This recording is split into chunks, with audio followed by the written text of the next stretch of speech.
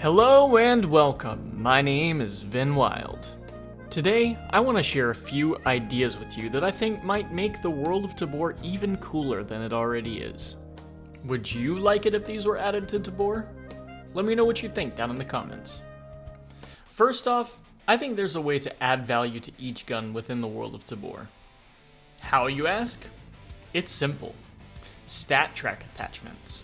Nice. These will be items you can buy for your gun that permanently attach to your gun, and track the number of player and scav kills that you get with that gun. This makes it special when you take your lucky gun into raid and wipe the whole lobby time after time.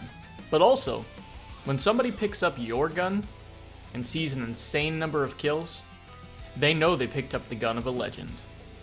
It's also a good way to see how long you're keeping your loot, as some guns might survive the whole wipe, and others might get lost to the abyss of Tabor's forgotten loot. Next up, guys, last Mythbusters videos, we tested the ear protection, which ended up having some surprising results. Despite what you may think, the Ear Pro in Tabor only really helps boost footsteps and duck player talking and filter the sound of gunshots. This is cool, but it feels like kind of a missed opportunity. In my opinion, adding a hearing damage system would fit right into Tabor with these cool items. Having it to where, if you engage in prolonged gunfights, or are too close to explosions or flashbangs, you can start having trouble hearing certain sounds, even having mild cases of tinnitus, or go mostly deaf if left unchecked for too long. This would make using ear protection actually useful, but also add another layer of realism. Also, side note, this would obviously reset if you die, but perhaps this can tie into one of the other ideas I have later in this video, so stick around for that. So the next thing that Tabor should add, and I know this is going to be controversial, but booby traps. Now before you go rushing to say that's a terrible idea, hear me out. Tabor is not meant to play like Pavlov, Call of Duty, or the run-of-the-mill shooter game in VR. The devs know that there's different playstyles that coexist within Tabor, and while there's regularly things added to the arsenal of Chads and occasional bones thrown to the Timmies, this would give something for the rats to play. So how would it work? Well, I'm not suggesting that we put in claymores or trip mines, though that would be cool. My idea is more sort of a rig kit that you can attach to a backpack or loot crate. These would be astonishingly rare, and there'd be different versions that work with different grenades. So some would only work with flashbangs and be a little bit more common, but the more rare ones would work with frag grenades and be something that you find only once in a blue moon. Now, you might be asking, why does this make the game better? Well, let me tell you.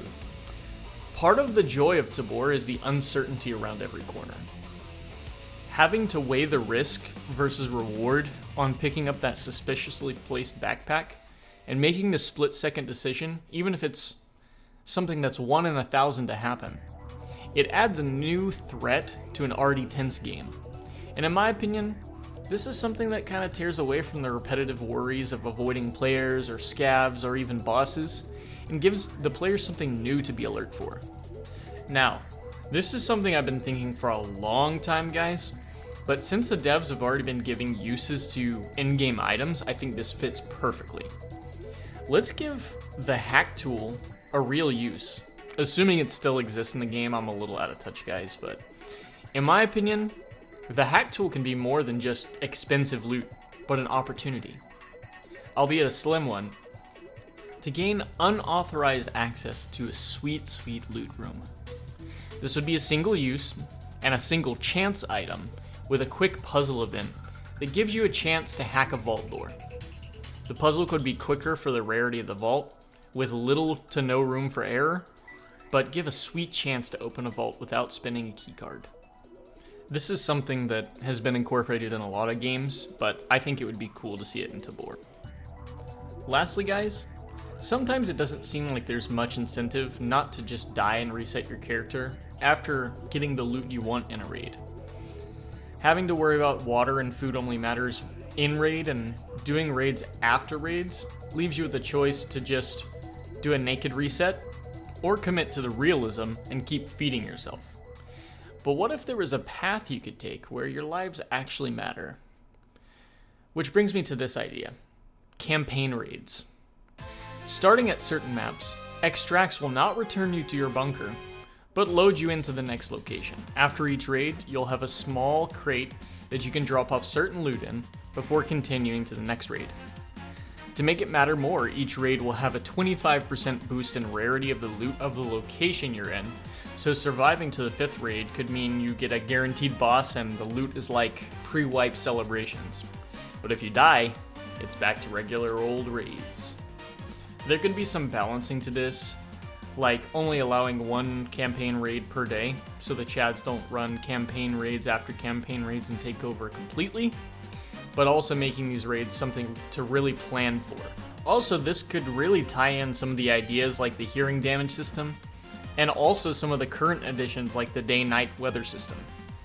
Running through a campaign raid, you'd be forced through both the day and night cycle, have to keep yourself fed, and have to manage your ability to hear. Sounds like a real challenge that could pay off handsomely. Also, there could be preset paths so you can choose to determine where your final raid will be, and maybe they could give you some kind of trophy or rare loot item for completing each campaign. Anyways guys, that's the potential I see for this game. Let me know if you agree or if you have any ideas of your own that you would like to add, and if you enjoyed. But as always, thanks for watching, and stay awesome. I'll catch you next time.